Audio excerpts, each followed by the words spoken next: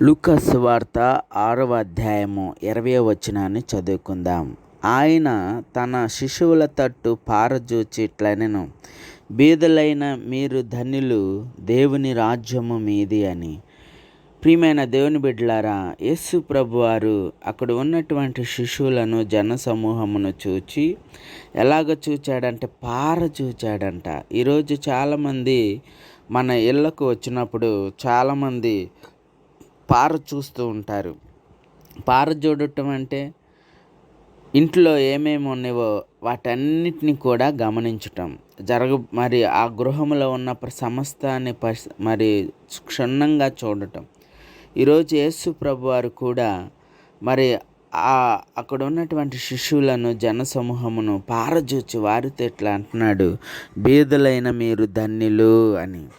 నిజంగా చాలామంది బీదవారము అని ఎంతో బాధపడుతూ ఉంటారు. యేసు ప్రభువారు చెబుతున్నాడు, బీదలైన మీరు ధన్యులు. బీదల మధ్య దేవుడు ఎన్నో అద్భుతాలు చేస్తాడు, ఎన్నో సూచక్రియలు చేస్తాడు. ఉదాహరణకి పరిశుద్ధ గ్రంథంలో మీకు జ్ఞాపకం చేస్తాను. మొదటి రాజుల గ్రంథము 17వ అధ్యాయము 8 నుండి 13 వచనాలు మీరు చదువుకున్నట్లయితే అక్కడ ఒక బీద ఎదవరాలు కనపడతా ఉంది. ఆ బీద ఎదవరాలు మరి తినటానికి ఆహారం లేని స్థితిలో ఉన్నప్పుడు ఆకాశమందున్నటువంటి దేవుడు ఒక సేవకుని ఆ గృహమునకు పంపించాడు. సేవకుడు ఆ గృహమునకు వెళ్ళినప్పుడు ఆ బీద ఎదవరాలు కుటుంబంలో జరిగిన అద్భుతం ఏంటంటే, మరి చనిపోదాము అనుకుంటున్నటువంటి పరిస్థితిలో దేవుడు ఆ గృహములో అద్భుతం చేశాడు.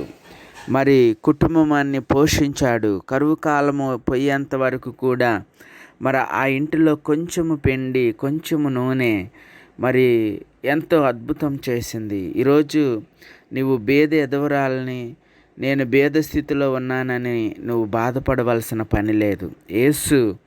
యేసు నిన్ను దర్శించబోతా ఉన్నాడు. ఓ సహోదరి సహోదరుడా, నువ్వు ప్రార్థన చేయగలిగితే మరి నిన్ను చూచుచున్న దేవుడు నీ పట్ల అద్భుతం చేస్తాడు.